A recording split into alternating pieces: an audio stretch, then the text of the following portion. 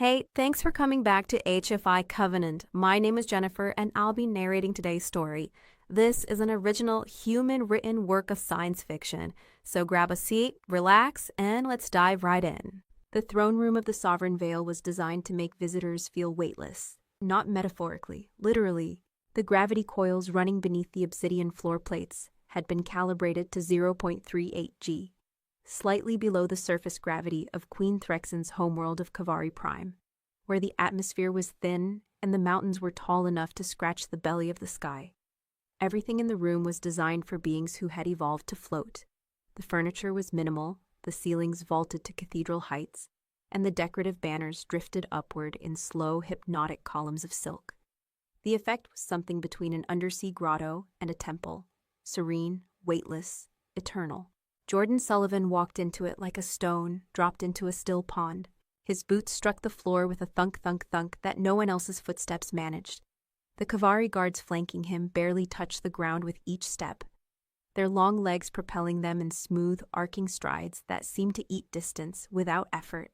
Jordan, broad-shouldered and half a meter shorter than each of them, moved in a straight line with the methodical certainty of a man who had never once in his life needed to worry about floating away. Where their joints were long and triple-articulated, his were compact, stacked with dense muscle over denser bone. Where their skin caught the blue-white throne room light and seemed to drink it, scattering bioluminescent pulses of green and teal. His simply absorbed it, weathered, sun-darkened, carrying the mapped history of a dozen high-radiation worlds in the lines around his eyes. He'd been aboard the Sovereign Vale for 6 hours. He had eaten their food twice, which had apparently been remarkable, slept for 4 hours in the holding cell, and woken up refreshed while his 3 cellmates, 2 human traders and a Delvari mechanic, were still pale and shaking from the capture. He hadn't been particularly worried. Threxen's privateers had a reputation for ransoming high-value captives rather than spacing them. And Jordan was a Union captain with a Union warrant, expensive, worth keeping alive. What he hadn't anticipated was being brought to the throne room personally. "The Queen has been informed of your species," said the guard on his left. Tall, luminescent, with the precise and clipped accent of someone who had learned Standard Galactic from a textbook, rather than from people. "She has questions." "I've got a few of my own," Jordan said. The guard gave him a look that suggested questions were not something prisoners were in the business of having.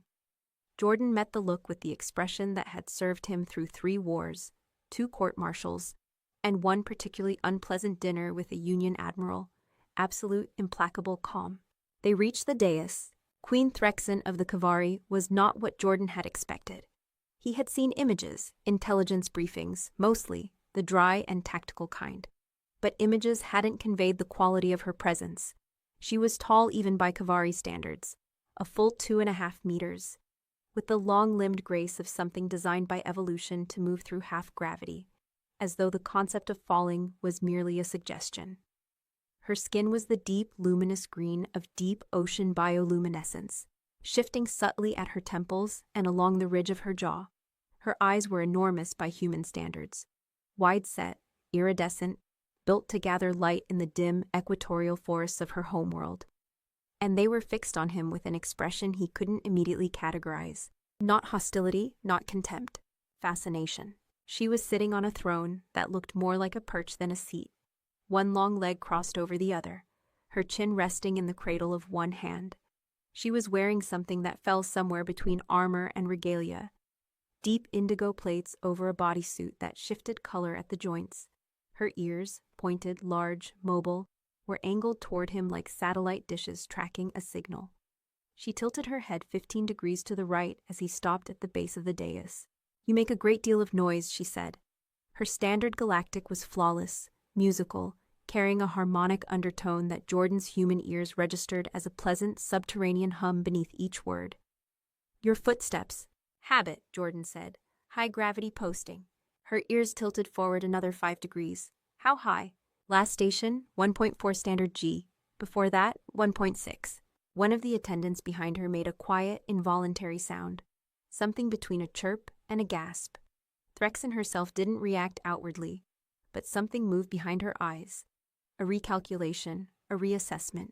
"You were functional," she said, "at 1.6? Comfortable, Jordan said. It's harder coming down, actually. Everything feels like it'll blow away. She stood. He'd expected it. Had been watching for the moment. But it was still something to behold. She unfolded from the throne like a sentence being completed, each limb finding its place with the unhurried fluency of total physical confidence. At full height, she was more than half a meter above him, and the light from the coils beneath the floor caught the green of her skin and turned it into something that looked like deep ocean fire. She descended the 2 dais steps and walked toward him with that liquid, low-gravity stride, and he kept his feet planted shoulder-width apart and his hands loose at his sides and watched her come. She stopped 2 meters away, close enough that he could see the fine structural detail of her jaw and the subtle shift of bioluminescent patches along her collarbone as she processed what she was seeing. "You are compact," she said, and the way she said it was not an insult. It was the word of a naturalist encountering a specimen that confirmed a hypothesis. "Dense. That's one word for it." She circled him. Slowly, he didn't turn to follow her, just let her complete the circuit. One revolution. Her eyes moving across his frame the way a structural engineer reads a load-bearing wall. When she came back around to face him, she was closer, perhaps 1.5 meters now. "The intelligence reports say your bones are mineralized differently," she said. "Denser, that your marrow produces—" "I'm a person," Jordan said, not harshly, evenly. She paused. Her ears, which he was beginning to read slowly as something like a secondary emotional display, flickered back and then deliberately forward again. "Yes," she said, and something shifted in her voice. A recalibration of tone, he thought. "You are. I apologize." He hadn't expected that. He kept his expression neutral, but he noted it. "Captain Jordan Sullivan," she said, returning to the dais at a slower pace. "Union contracted freighter captain, Deathworlder classification, registered homeworld Earth. Gravity, 1 standard, but you chose high G postings. Better pay," Jordan said. "And the work stays where you put it." She sat back on the throne and looked at him for a long moment. Her hands, he noticed, were expressive even at rest. Fingers spread slightly, as though ready to gesture at any moment. "You will stay aboard the Sovereign Veil as my guest," she said. "For a time." Guest is doing some work in that sentence. The corner of her mouth moved. Not quite a smile by human standards. Her lips were thinner, the expression expressed more through the widening of those enormous eyes, but something in the territory of amusement. "You are valuable, Captain Sullivan. And interesting. Both conditions will protect you." She said something in Kavari to the guards, and Jordan was escorted, not back to the holding cell, but to a set of quarters on what the ship's layout suggested was an officer's deck. Better gravity here, still low, but less aggressively so. About 0.5 G. Things drifted if you set them down too carefully. Jordan sat on the edge of the bunk and looked at the ceiling and thought about escape routes. And then thought about the Queen's expression when she'd said "you are compact," and the careful, almost scientific attention in those enormous, iridescent eyes. He was going to be here for a while. The games started the following morning. Threxen called them assessments, but the difference was largely semantic. She appeared in his quarters, knocking first, which surprised him, accompanied by her first mate, a reed-thin Kavari named Sivin, whose 4-jointed fingers moved constantly over a datapad with the restless energy of someone who was perpetually anxious about something and perpetually right to be. Sivin managed the ship's gravity coils, Jordan had been informed, and regarded Jordan with the twitchy, reluctant fascination of a man who'd been told that a structural anomaly was, technically, a feature. "The Queen would like to observe several physical metrics," Sivin said, reading from the pad. "Standard Deathworlder cataloging, with her own supplemental additions." "What kind of supplemental additions?" Sivin looked at Threxen. Threxen looked at Jordan with that tilted head attention. "I want to understand how you work," she said simply. "Under controlled conditions. The tests were not unpleasant. That was the first thing to say about them. There was no malice in them, no edge of cruelty. They were conducted in what Threxen called the assessment hall, a long room with variable gravity emitters in the floor that could be dialed up or down in sections. She watched from a raised observation rail as Jordan moved through a series of conditions that started at 0.4 G and climbed. At 0.4 G, he felt like he was moving through water. At 0.8 G, standard Earth, he visibly relaxed. the subtle strain around his eyes releasing, his posture settling into something that looked to the Kavari observers like a stone sinking happily into earth. Several of them leaned over the rail and whispered to each other. Threxen simply watched, her hands resting on the rail, her ears forward. At 1.4 G, he slowed.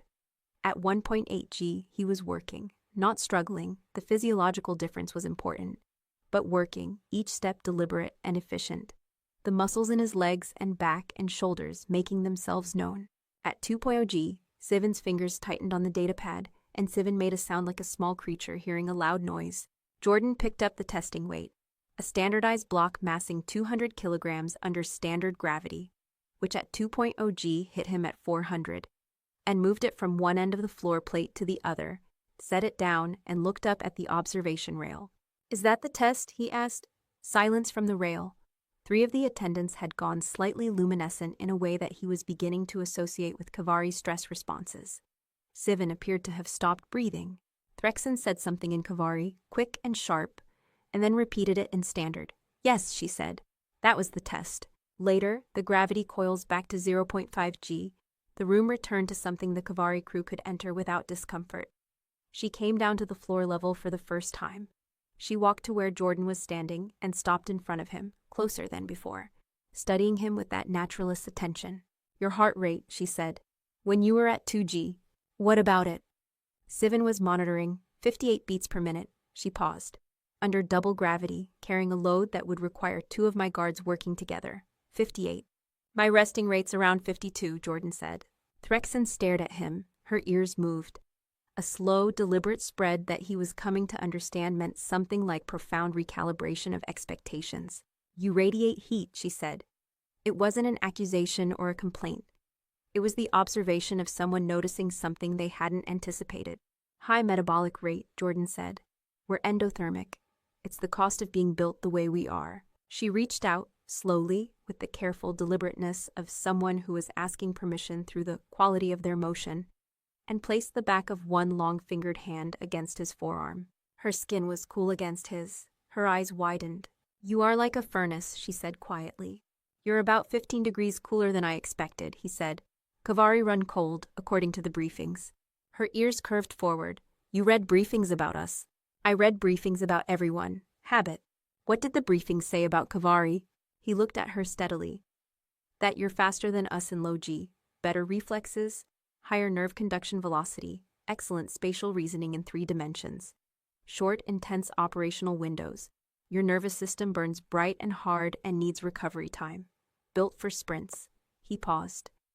"And that your queens are chosen partly on the basis of tactical intelligence and partly on the basis of," he chose the word carefully, "physical authority." She was still looking at him, her hand still resting lightly against his forearm. "The briefings are thorough. Good briefings keep you alive. What else do they say about your species?" Her voice had shifted, still melodic, still precise, but with a quality of attention in it now that felt more personal than academic. "About humans." Jordan considered the ceiling for a moment. Then he looked back at her. "That we're endurance hunters," he said, "built to go long. That most species we encounter are sprinters, short-term, high-intensity, recover, and reset. And that humans are persistence predators. We don't run faster. We don't hit harder. We just—" He spread his hands. "Don't stop." The silence lasted 4 seconds.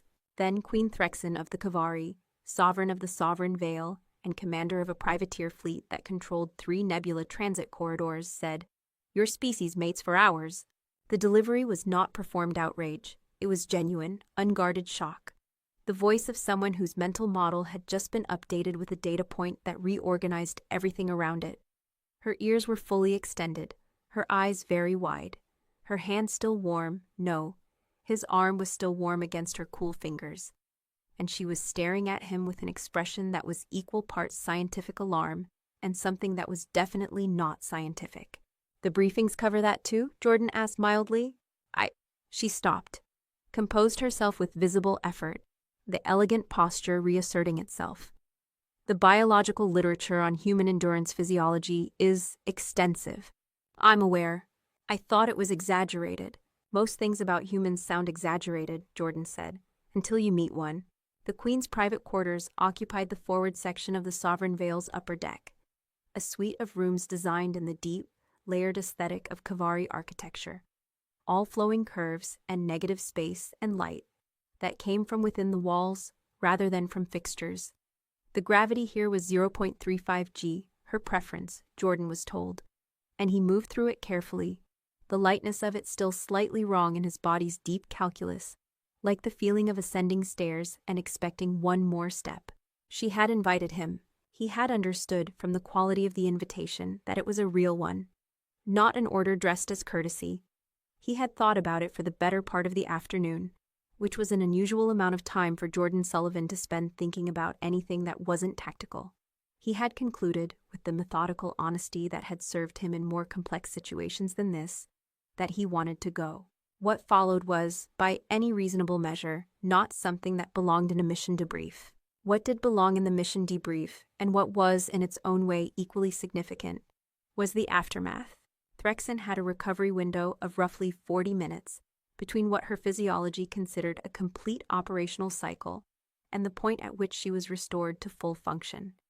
This was, as she had explained to him at some point during the night, with the slightly breathless precision of someone reporting anomalous data, entirely standard for Kavari. 40 minutes, sometimes 45. Her high-frequency nervous system burned through its energy reserves like a fusion torch, brilliant and total, and then done. Jordan was not done. He was not close to done. He was, if anything, warming up. The look on her face, those enormous, luminous eyes tracking him with an expression caught perfectly between awe and mild biological outrage, was one he suspected he would remember for the rest of his life. She started. Still here, he confirmed. I need... She pressed one hand flat against his chest, not pushing, just measuring, in that instinctive way she had, feeling the steady percussion of his heart. I need to understand this, biologically. Take your time. You're serious. I'm usually serious. She lay back against the curved sleeping surface and looked at the ceiling and then back at him, her chest moving in the quick, high-frequency breathing rhythm of her species winding down. The literature said hours, she said, quietly. I thought that was a metaphor, a cultural exaggeration. No, an error in the translation matrices. Still no. Her ears, which had been fully extended since approximately the third hour, slowly folded back, in a gesture he was now fairly confident, mapped to something like profound cognitive reassessment. Your heart rate, she said. 61, he said, having checked instinctively. She made a sound that in a human would have been an incredulous laugh, but in a Kavari came out as a rapid harmonic trill that resonated somewhere behind his sternum. Your heart rate is 61. I told you, endurance species. She looked at him for a long time in the quiet blue-green light of her quarters. Then, with the careful, deliberate movement that he'd noticed she reserved for things that mattered, she reached up and put one cool hand against the side of his jaw. Captain Jordan Sullivan, she said, you are the strangest thing I have ever encountered. I get that a lot. I don't doubt it. A pause. Those iridescent eyes were thoughtful now, the initial shock settling into something more considered. The heat, she said. I could feel it. You maintain your core temperature didn't drop. It went up a little, actually.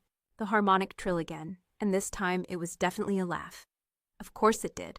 He stayed until the early ship's morning, when the corridor lights shifted from deep indigo to a pale rose that Sivan, apparently required to monitor the Queen's schedule even in this, had designated as the start of the operational day.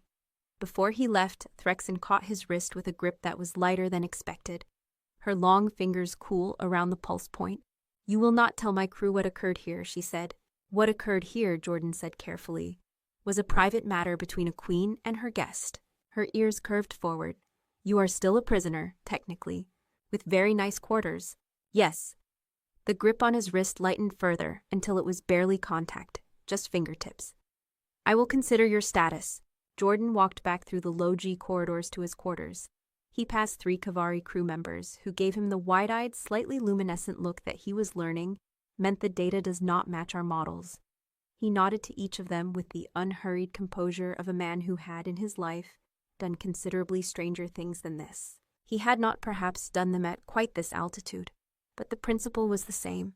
It happened on the third day. Jordan was in the assessment hall. Threxen had given him access, had given him, in fact, the run of most of the ship, which spoke to either trust or the confidence that he had nowhere to run to in the middle of a nebula transit, running gravity drills, which he did every day out of the deep instilled necessity of a man who knew that the body is a machine, and machines require maintenance.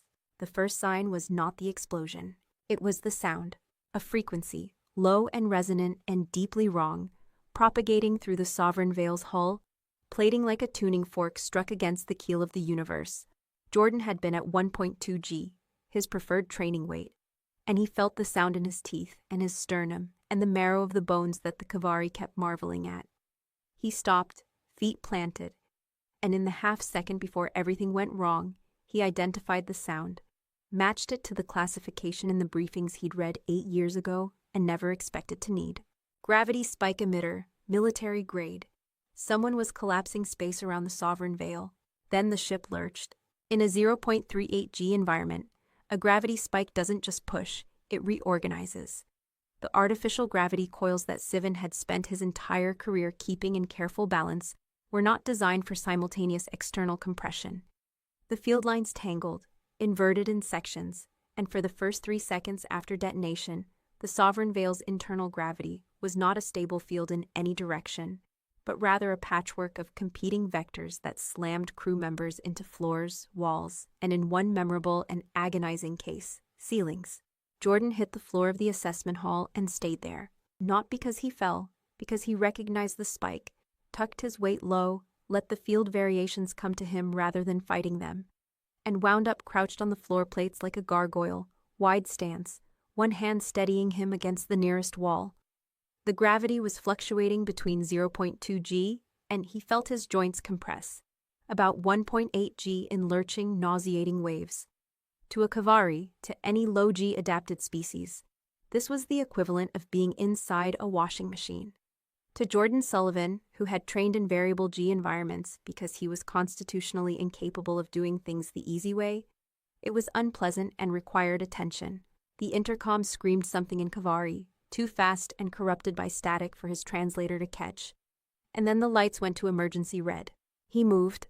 The corridors were chaos. 3 Kavari crew members were down, not dead. He checked each one, but incapacitated. Their high-frequency nervous systems completely overwhelmed by the gravitational incoherence, their long limbs folded at wrong angles, their bioluminescence guttering in distress. Jordan moved through them with the low, rolling gait of a man who had learned to walk across the decks of ships in tidal stress events, checking pulses, all faster than they should be, racing, burning through reserves, and moving on. He found Sivan in the corridor outside the gravity coil management station, which was on fire. Sivan was not on fire, but he was pinned to the wall by a shift in the local gravity vector, pressed flat as though a giant hand had swatted him there. His datapad was sparking. His eyes were tracking Jordan with the wild, rolling panic of a small animal in a trap. "The coils," Sivan said, each word effortful. The current gravity in his section was pressing him at approximately 2.2 G. Jordan could see the strain in his face, the way his chest was struggling to expand against it. "If the coils invert—" "I know," Jordan said. He crossed to the station, grabbed the manual release for the local emitter housing, a lever designed for a Kavari grip that was marginally wrong for a human hand but not impossibly so, and pulled. His shoulders took the weight, which the load sensor inside his head estimated at roughly 300 kilograms of hydraulic resistance at current gravity, and the lever came down with a sound like a ship in pain, and the gravity in Sivan's section snapped back to neutral. Sivan collapsed to the floor and immediately tried to stand. Jordan caught him by the arm, gently, aware of the bone density differential, and held him upright. "The bridge," Jordan said. "Where's Threxen?" "Command deck," Sivan gasped. The tactical override is manual from the command throne. She went to... A fresh lurch in the hull vibration. To mount a counterattack. But the structural supports. "Show me." 3 rival vessels. Jordan identified them from the bridge's exterior sensors on his way to the command deck. Low-profile intercept ships. The kind of ugly functional design that said, "We are not here to impress you. We are here to take your cargo." They were broadcasting on an open channel, which meant they wanted to be heard. Wanted the crew of the Sovereign Veil to know who was dismantling them. A brute's tactic. A strong-arm play from a rival pirate faction that had decided the Queen's recent transit corridor was profitable enough to steal. The gravity spikes were keyed to the Sovereign Veil's coil frequency. A technical attack, carefully prepared, which meant intelligence had been sold. The rival faction's enforcer, Jordan had glimpsed him briefly on the sensor feed. A massive figure from a mid-G world called Duran, thick-limbed and armored, was apparently the local theory of maximum force. Jordan noted this and continued moving. The thing about high-G physiology was that it wasn't actually about strength. That was the common misunderstanding. Strength was a component, yes, dense bones and the muscle architecture built to carry them gave you a mechanical advantage that was real and significant. But the real difference was stability. A high-G body was a body that had been optimized over generations for the fundamental problem of not being killed by the ground. Every system, cardiovascular, skeletal, neurological, had been tuned to function under loads that would simply shut down a low-G organism. The gravity fluctuations rolling through the Sovereign Veil in 0.3 G increments every 40 seconds were not pleasant. Jordan felt each one as a wave of additional weight across his skeleton, the familiar press of high-G environments, and his body simply absorbed it, redistributed, continued. He passed 2 more incapacitated crew members, confirmed pulses, marked their locations in his memory for Sivan, and reached the command deck access at a run. The command deck was dying. Jordan understood this in the first second.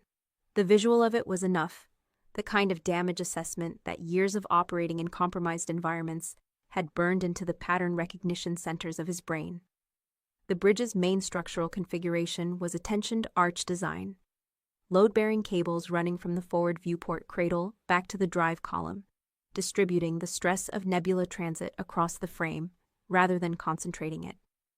3 of those cables had snapped under the fluctuating gravity loads, their ends hanging free like severed tendons. The 4th, the critical 4th, the one connecting the forward port strut to the ceiling crossbeam, was fraying, individual fibers separating with small, distinct sounds that his ears tracked automatically. Without that cable, the forward strut would shift, the viewport would lose its frame pressure, and the nebula outside, a dense ionized gas cloud burning at 30,000 Kelvin on the outer shell, would have a path inside. Threxen was at the tactical console, braced against it with both arms, her long legs spread in an effort to maintain stability as the gravity fluctuations swept through the deck in waves. She looked up when Jordan entered, those enormous eyes assessing, calculating, and he saw that she understood the structural situation perfectly. She was a ship captain. She had been looking at the same cable he was looking at. "How long?" he asked, pointing at the fraying 4th. 4 minutes, she said. "Perhaps 5. There is a manual anchor point on the strut housing." She gestured with one hand toward the forward port corner of the deck. "But it requires 200 kilograms of sustained lateral pressure to hold. The pressure must be constant." She looked at him. "My crew cannot maintain it. The gravity shifts." "Where exactly?" Jordan said, already moving toward the strut. "Do I need to be?" "Sullivan." "Where?" She crossed to him in 3 long strides, pointed to the manual anchor housing, a recessed grip at shoulder height, designed for a Kavari technician to wrench into place in an emergency. The grip was connected by a secondary tension cable to the strut's base, and the physics were simple. Hold the tension, keep the strut from shifting, buy enough time to deal with the people trying to kill them. Jordan took hold of the grip with both hands, set his feet wide, the old automatic stance, the habit of a man who had spent years fighting for purchase on high-G decks, and pulled. The load hit him at approximately 270 kilograms, modified upward by the current gravity fluctuation at approximately 1.4 G. He felt it across his shoulders and back and hips, and the deep bones of his legs, where they pressed against the floor. It was, on the honest register of his body's experience, uncomfortable, not overwhelming, not impossible. He set his jaw, adjusted his grip, found the load balance, and held. The minutes that followed were not dramatic in the way that entertainment media suggested dramatic moments should be. There was no soundtrack.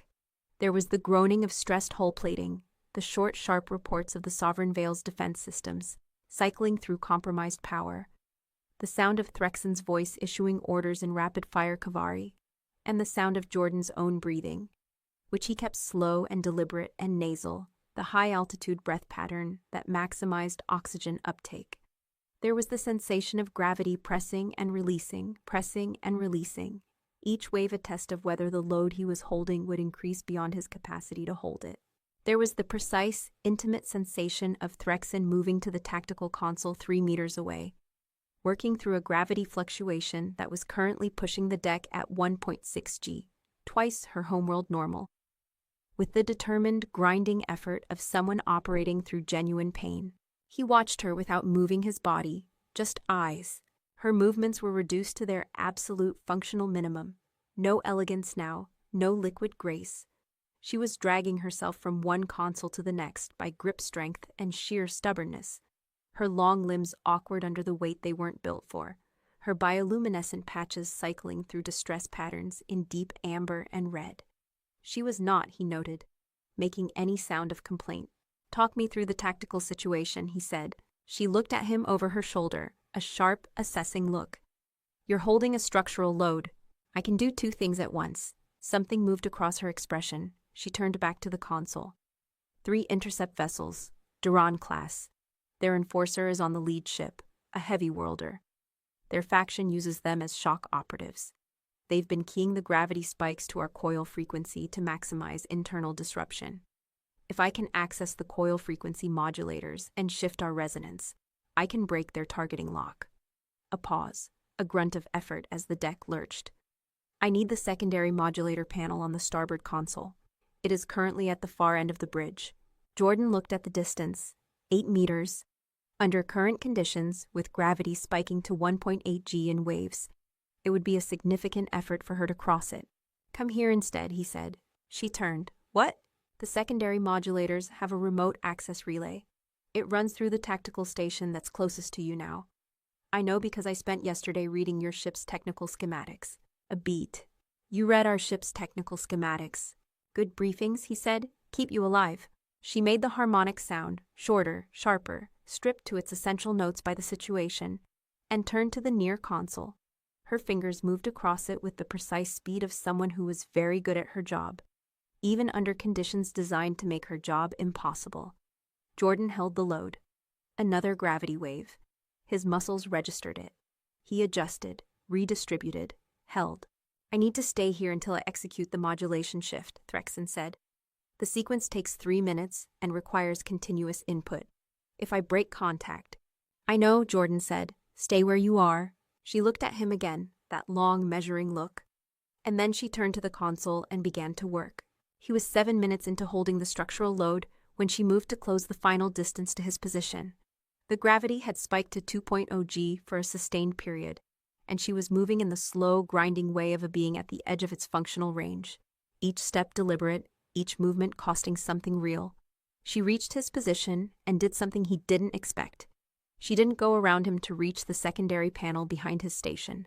She pressed in close, using his body as a physical anchor against the gravity's pull, her back to his chest, one hand gripping the tension cable housing beside his. Her head barely reached his chin, given the difference in their stance. She was taller standing free, but in the gravity she'd compressed herself toward the floor, and he was braced and planted and solid. He was a wall. He had always known in some abstract way that that was what his body was built for. It had never felt quite this literal. She worked the secondary panel with one hand and held onto the cable housing with the other. And the heat of him, the constant metabolic furnace of a high G endurance body, pressed into her back. And her breathing was faster than his, and her bioluminescent patterns were cycling through colors he hadn't seen before. And she was working. 60 seconds, she said. His grip was steady. His heart rate, if Sivan had been monitoring, would have read 74. The frequency modulation shift, when it executed, made no sound. That was the strange thing. Jordan had half expected some dramatic resonance, some physical symptom of the change propagating through the ship's coil matrix. There was nothing, a momentary flicker of the emergency lighting, a brief change in the quality of the hull vibration, and then the gravity waves stopped. Not gravity. The room was still at 1.8 G, still uncomfortable, still pressing, but the waves stopped. The cycling surges that had been churning the ship's field lines like a washing machine hitting spin cycle simply resolved. The external lock was broken. Threxen exhaled. It was not a long sound or a loud one. It was the sound of a compressed spring releasing, a single sharp breath. And then she was moving, still slow, still working against the 1.8G field, but purposeful now, with direction. The coil matrix needs manual reset to return to normal gravity, she said, her voice stripped to operational precision. That has to happen from Siven's station. But with the frequency lock broken, I can access main weapons. She reached the primary tactical console, gripped its edge, and began working with both hands. The enemy ship's gravity wells are externally powered. They require a line-of-sight relay between the three vessels. If I can destroy the relay configuration, their attack collapses, Jordan said. He was still holding the structural load. His arms had been at it for 11 minutes. The muscles were talking to him in the low, insistent voice of serious effort. The kind of voice that gave information rather than complaints. He acknowledged the information and continued. The lead ship, Threxen said. The relay emitter is on its ventral hull, shielded, but... A pause. The shields are calibrated for directed energy weapons. Kinetic mass is a different calculation. What kinetic options do you have? Freight accelerators, cargo hauler's weapon, unglamorous, but the mass projectors were designed to move shipping containers, and at sufficient velocity. Do it. She looked at him over her shoulder, and for a moment, just a moment in the middle of all of it, there was something in her expression that was not tactical, something personal and specific and addressed to him. Then she turned to the console and fired. The sovereign veil shuddered as the mass projectors discharged, a different kind of vibration from the gravity spikes, mechanical and enormous, like the ship clearing its throat. Jordan felt it through his hands and feet and the column of his spine. He locked everything down, held, and watched the forward viewport. The lead enemy ship's ventral relay, a disarray configuration approximately 4 meters across, came apart as the first freight slug hit it. A cascade of composite debris spreading against the nebula's luminescent gas in a slow, silent fan.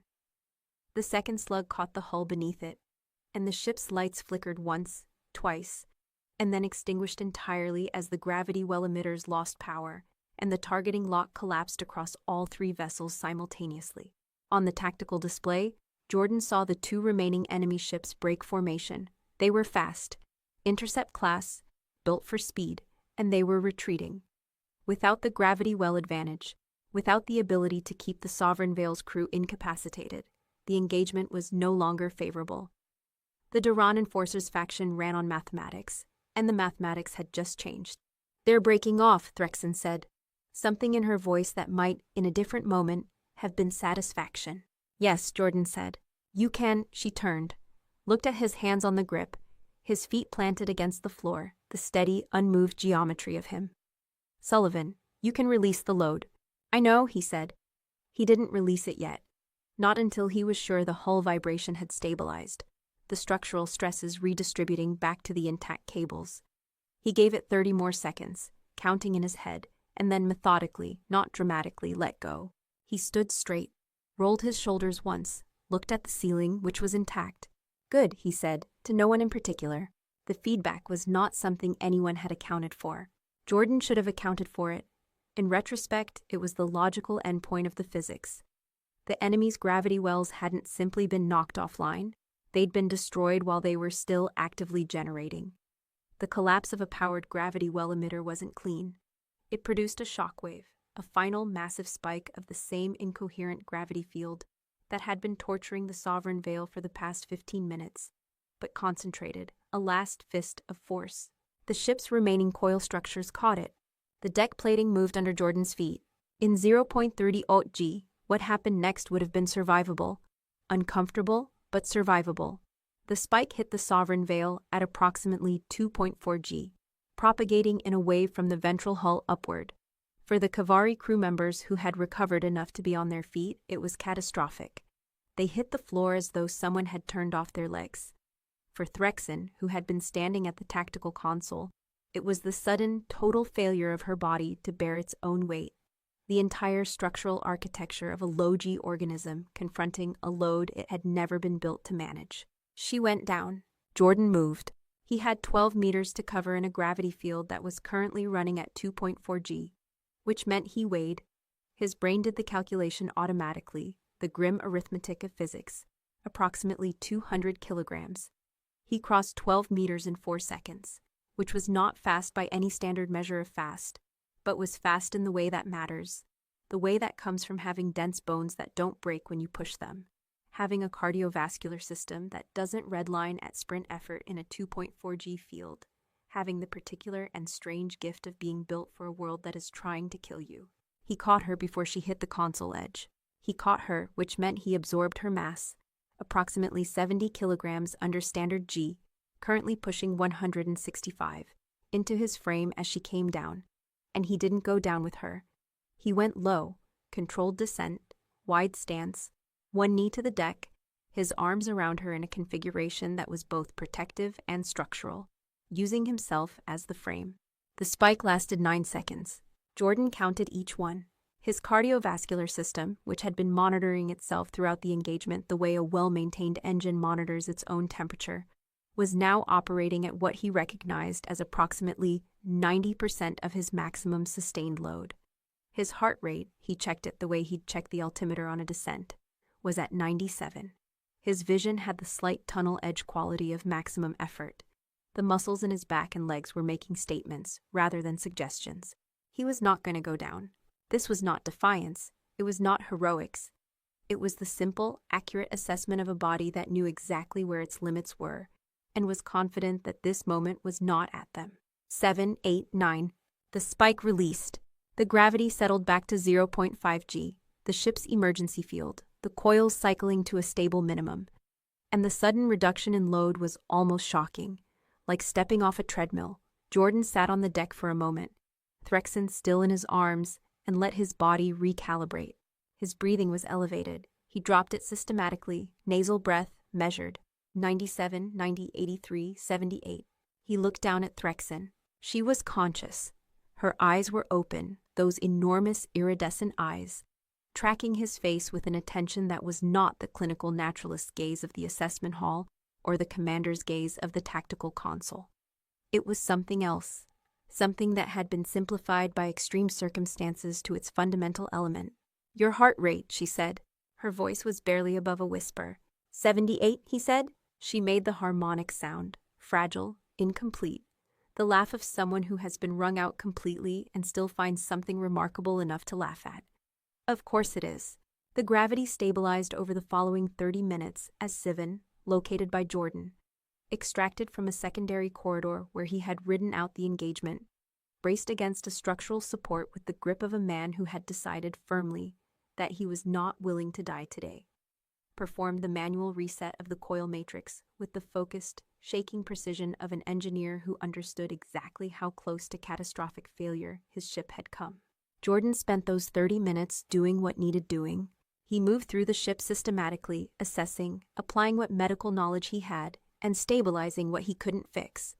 The Sovereign Veil's healer, a soft-spoken, bioluminescent Kavari named Esav, who had a gift for understatement and a professional habit of describing catastrophic biological events in the gentlest possible language, had ridden out the engagement in the medical bay, which had been specifically gravity-isolated for exactly this kind of event. She emerged with her kit and followed Jordan through the ship in a state of slightly dazed disbelief. Attending to the crew members he flagged as priority. At one point she took Jordan's pulse manually, the way she did with all the patients she encountered. She held his wrist for a moment longer than clinically necessary. 62, she said. 63, Jordan corrected. She looked at him over her diagnostic equipment with the expression of someone whose professional understanding of biological systems had just received new and challenging data. You have just performed sustained structural load-bearing for approximately 14 minutes under variable gravity up to 2.4 standard G, conducted cross-ship movement in the same conditions, absorbed a significant impact load, and your resting heart rate is 63 beats per minute. 63, yes. Captain Sullivan, Esav said, with the gentle precision that was apparently her characteristic register. I would very much like to do a full workup on your cardiovascular architecture. Buy me dinner first. She blinked, looked at him, decided apparently that this was a human idiom and filed it under requires further study. I'll add it to the queue, she said.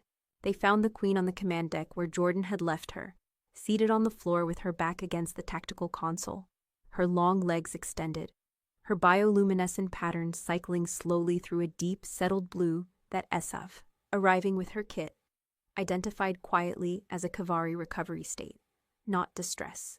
Rest. The deep rest of a system that had pushed its limits and was now doing what systems do after that. Accounting. The senior crew filed onto the bridge in ones and twos, and each of them stopped when they saw her, not because she was injured, she wasn't, or not badly. The descent Jordan had caught had been controlled enough that the physical toll was exhaustion rather than trauma. They stopped because of how she was positioned, and because of who was sitting on the deck beside her.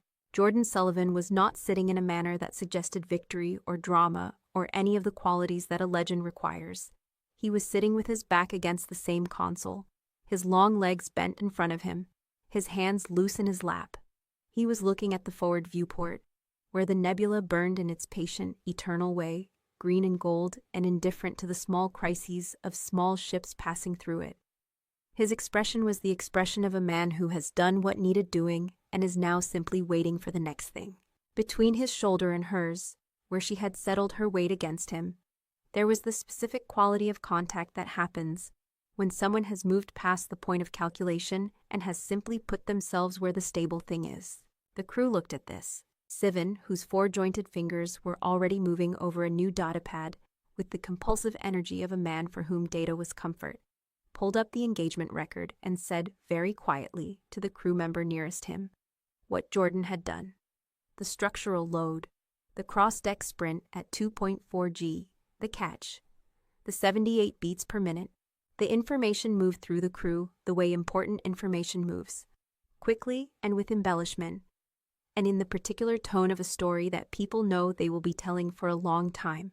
Esav, emerging from her workup of the last crew member, paused near Sivan and said, 63, as if adding a footnote. 63? Sivan's four-jointed fingers paused. His resting heart rate, after all of it. Sivan looked at Jordan Sullivan. Sivan looked at his datapad. Sivan made the Kavari sound that corresponded to having one's fundamental understanding of the universe, quietly, implacably revised.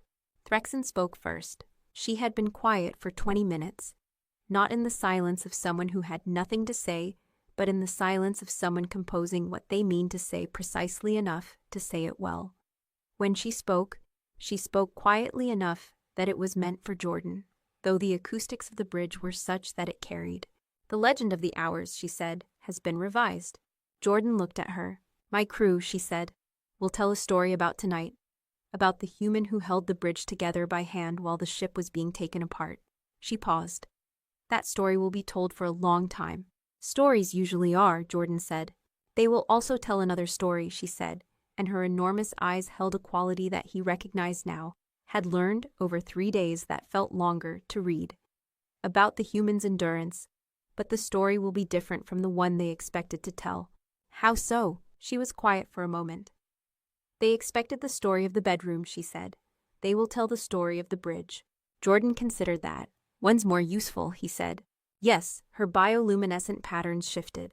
A slow, deep pulse of something that Esav, had she been watching, would have identified as contentment. But both are true. Sivan, who had been pretending not to listen for the past 3 minutes, with the complete ineffectiveness of a very transparent person, made a small sound and found something demanding on his datapad. Jordan looked at the viewport, at the nebula, at the quiet, ancient burn of 30,000 Kelvin gas that had watched empires cross through it, and remembered none of them. Your coils need a full recalibration, he said. Yes, Threxen said. Your structural tension system needs an overhaul. The cable design is underrated for the kind of gravity variance you transit through. Also, yes, and your crew needs high-G training protocols. Not to make them into high-G adapted, that's biology, but to give them better functional capacity in variable fields. It's trainable, to a degree. Threxen turned her head to look at him with the slow, tilted attention that he had decided he was going to think about for a long time after he was no longer on this ship. You're describing a considerable project, she said. I'm describing what I'd do if I were staying, he said. He kept his voice level. It was a statement of fact, not an appeal. She held his gaze, those enormous eyes, luminescent in the bridge's emergency lighting, performing some deep and private calculation that her face revealed nothing of. "Your status," she said finally, "requires reconsideration." "You mentioned that. Captain Sullivan." Sullivan. His name in her mouth carried the harmonic undertone of Kavari speech. And it sounded strangely right. "The Sovereign Veil has a vacancy in its command structure. The first tactical officer position has been difficult to fill." Jordan looked at the crew, who were all suddenly very busy with various consoles. He looked at Sivan, who had become fascinatingly absorbed in something on his datapad. He looked at Esav, who was organizing her medical kit with the precise attention of someone who had decided that whatever was about to happen was categorically not her business. He looked at Threxen. "The pay would need to be competitive," he said. "The harmonic trill, full, unguarded, resonant. I believe," she said, "that we can negotiate." The nebula burned outside the viewport. The Sovereign Veil, battered and cable-worn and alive, continued its transit through it. Sivan's four-jointed fingers moved over his datapad. Esav hummed something quiet and tuneless. The crew moved through the ritual business of a ship that had survived something serious and was beginning, carefully, to believe it. On the deck of the command bridge, a human captain with a resting heart rate of 63 and bones like iron sat beside a queen who had spent 3 days revising her fundamental models of what a body could do. And they watched the gas clouds burn, and neither of them found it necessary to say anything more. Some data, after all, speaks for itself. And that brings us to the end of today's story. Thanks for taking the time to listen. I really appreciate it. This channel is all about original